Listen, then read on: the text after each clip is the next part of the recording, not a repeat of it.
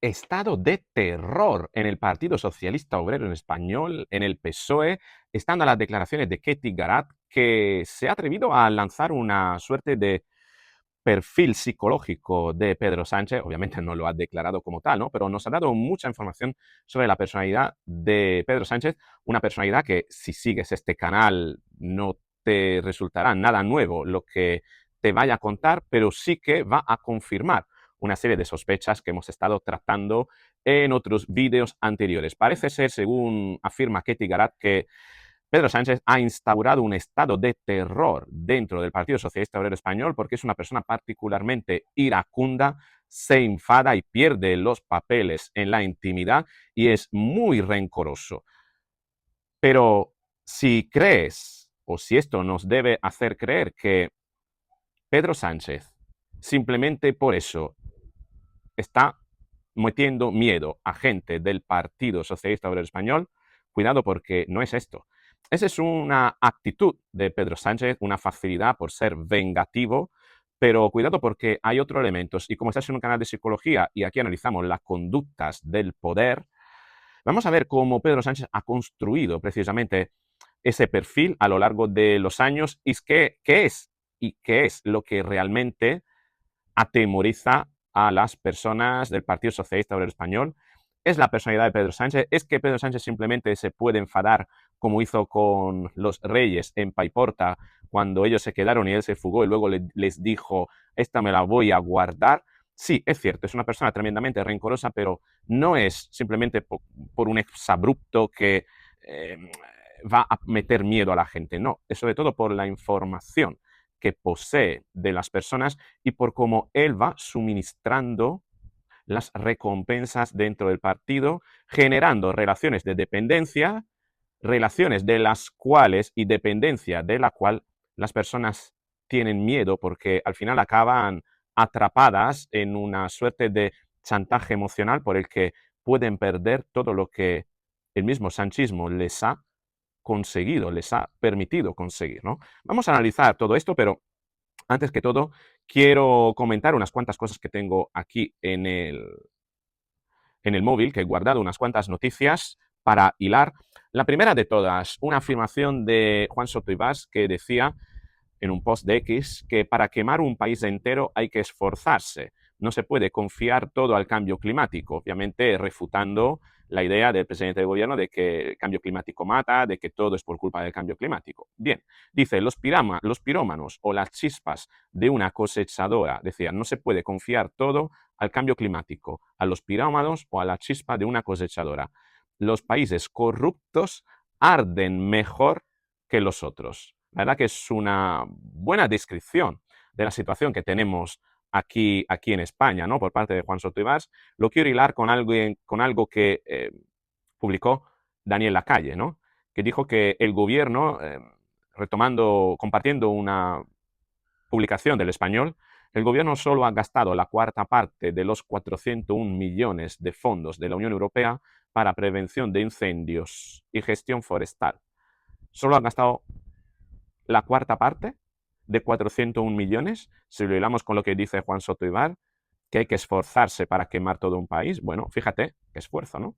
Basta con tan solo no gastar ese dinero. Pero ¿de verdad no lo gastaron o es que lo gastaron en otras cosas? Esa es la cuestión, porque otra publicación de Rosa Díez decía lo siguiente del Confidencial, compartiendo un artículo del Confidencial. El gobierno vació el fondos de emergencias para pagar gasto ordinario antes de la gran oleada de incendios. Es decir, que solo invirtió una cuarta parte del dinero porque tres cuartas partes la destinó a gasto ordinario. Básicamente es eso, desviación de fondos cuando no tienes unos presupuestos generales del Estado. Tan fácil, ¿verdad? Fíjate, qué fácil, ¿no? Qué fácil que se puede quemar un país. No hace falta esforzarse mucho. Y los países corruptos, claro que arden mejor, ¿no? El equidistante, otra cuenta en X. Como os comenté ayer en la comida, no solo me contaron que los A400, creo que son los Canadair, bueno, los aviones antiincendio, también, bueno, que son los aviones antiincendio precisamente, también la situación de los Canadair, que son otros aviones antiincendio. Creo que todo esto ya se sabe más o menos, pero yo no tenía idea, así que os lo cuento. España tiene 14 hidroaviones de gran capacidad, pero operativos hay menos. Son propiedad del MITECO y los opera el 43 Grupo del Ejército del Aire. 43º creo que es, ¿no? 10 son CL215, el modelo viejo, algunos con más de 40 años de servicio. Los otros son 4 y son los CL415. En abril de 2022, el gobierno declaró urgente modernizar los CL215. 11 kits de 22 millones de fondos europeos y fecha de entrega el 30 de junio de 2026. ¿Dónde estamos? Julio de 2026. El contrato se adjudicó a Gester en junio de este año. El 6 de octubre, una semana después de formalizarlo en el BOE, hubo reunión entre la empresa, el Ejército del Aire y el Ministerio. Así se puso encima de la mesa que faltaban los manuales técnicos. De Havilland, la que es hoy la empresa fabricante, había avisado por escrito. Las intervenciones del contrato necesitaban su autorización y hacerlas sin permiso vulneraría los derechos de propiedad intelectual. Sin manuales no hay certificación, sin certificación no hay modernización. Al final es toda una cuestión burocrática y de corrupción, verás. Gester pidió ampliar plazos en mayo de 2023, segunda ampliación el 16 de marzo de 2026. El 10 de ese mismo mes, el Ministerio publicó una modificación del contrato, 2 millones más para comprar la documentación técnica. 2 millones para unos manuales. De 22 a 24, casi 4 años después de adjudicar dinero público extra para unos manuales que faltaban desde el primer mes de contrato. No me dirás tú si esto no es corrupción. Avincis, que se había presentado al concurso, lo recurrió por vulnerar el régimen de modificación de los contratos públicos. Alegó que esa documentación ya estaba contemplada en el pliego y que el ministerio no tenía que pagarla aparte. 3 semanas después, el Tribunal Administrativo Central de Recursos Contractuales le dio la razón. Terrible. La ampliación se cayó y esos 2 millones nunca llegaron a pagarse. A mediados de julio, la Secretaría de Estado de Medio Ambiente publicó la extinción del programa, 4 años. Ni un avión ha pasado por el hangar. El 9 de junio, Hugo Morán, secretario de Estado de Medio Ambiente, explicó que 3 Canadair estaban parados por accidente y que a uno de los que volaban le quedaban 10 horas antes de entrar en taller. Pidió dosificar el uso de los medios aéreos. Con sus propios datos, a 9 de julio, 193 operaciones de apoyo a las comunidades frente a 88 el año pasado, 2.086 horas de vuelo frente a 764, casi el triple de horas con la mitad de la flota. Cada avión tiene unas horas certificadas antes de entrar en el taller, así que los que aguantan las queman el triple de velocidad. Así que los que aguantan las queman el triple de velocidad. De ahí lo de dosificar. El 24 de julio, con Madrid, Ávila y Toledo en emergencia de interés nacional, hubo que pedir aviones a Bruselas. Grecia e Italia mandaron 4 CL415. En el parte del Miteco, el lunes, cuento 9 anfibios Foca desplegados.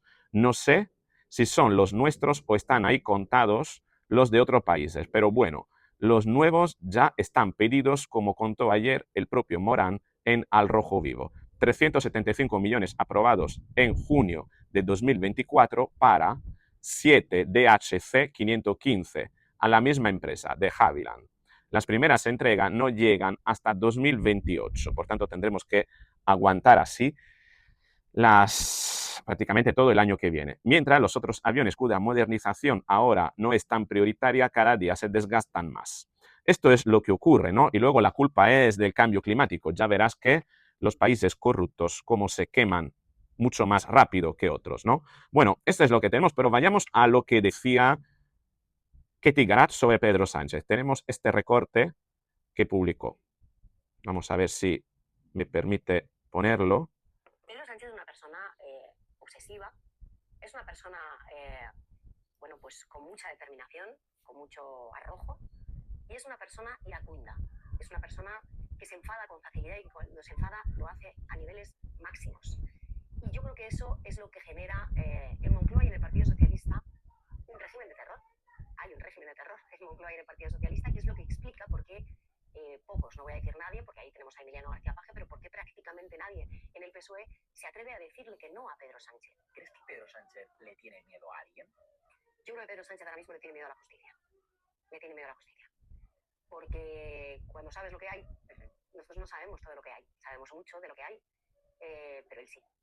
Y evidentemente el presidente del gobierno tiene más información que cualquiera de nosotros, no solo porque bajo su paraguas esté precisamente el Centro Nacional de Inteligencia, sino por el hecho de que evidentemente él tiene conocimiento de todo lo que se ha producido. Esto es lo que decía Ketty Garat, ¿no? Efectivamente es una persona iracunda, es una persona tremendamente vengativa, es obsesivo, gracias a ser obsesivo ha conseguido llegar a donde está, es cierto. Pero cuidado con que, digamos, esto de que la gente le teme dentro del PSOE y que nadie es capaz de decirle que no. Porque no es una cuestión de miedo simplemente a que él se enfade. Es más bien miedo a que él utilice la información con la que tiene de rehenes a muchas personas dentro de la PSOE. Él ha construido prácticamente una organización presuntamente criminal a través de dos conductas principales, muy sencillas. La primera, promocionar a los que delinquen. Aquellos que demuestran ser capaces de vulnerar la ley y de hacerlo de una manera que a él le puede permitir, le puede resultar útil, esas personas avanzan dentro de la PSOE. Hemos visto muchísimos casos, no te los voy a tener que detallar, pero bueno, te preguntarás por qué la directora de la Guardia Civil está todavía allí, por qué el DAO de la Guardia Civil, por qué determinada persona han ascendido en otras organizaciones, por qué Coldo estaba donde estaba, por qué Santos Cerdán estaba donde estaba, por qué Leire estaba donde estaba, por qué el fiscal general del Estado estaba donde estaba. Bien, básicamente él ve que cuando alguien es capaz de vulnerar la ley y hacerlo para un beneficio, para algo que le puede traer beneficio, él lo promueve. Esa técnica la tiene aprendida de las saunas de Savignano. Muy sencillo. ¿Por qué? Bueno, porque ahí se veía precisamente cómo disponer de información privilegiada de la intimidad de alguien puede resultar tremendamente útil para extorsionar a esa persona. Si yo te promuevo habiéndome demostrado tú que puedes delinquir y sabiendo yo que tú puedes delinquir y sabiendo tú que yo sé que tú delinquiste, yo te haciendo y entonces con mayor probabilidad podré pedirte cosas y tú hacerlas porque sabes que yo sé y sabes que como yo sé, yo en cualquier momento puedo dejarte caer y de esta manera te plegarás con mucha más facilidad a todo aquello que a mí me interesa que hagas. Ese es el mecanismo y ese es el motivo por el cual a Pedro Sánchez le tienen miedo. No es porque temen que se enfade, no. No es una cuestión de que, grita, grita como si fuera un ogro y la gente teme eso, no.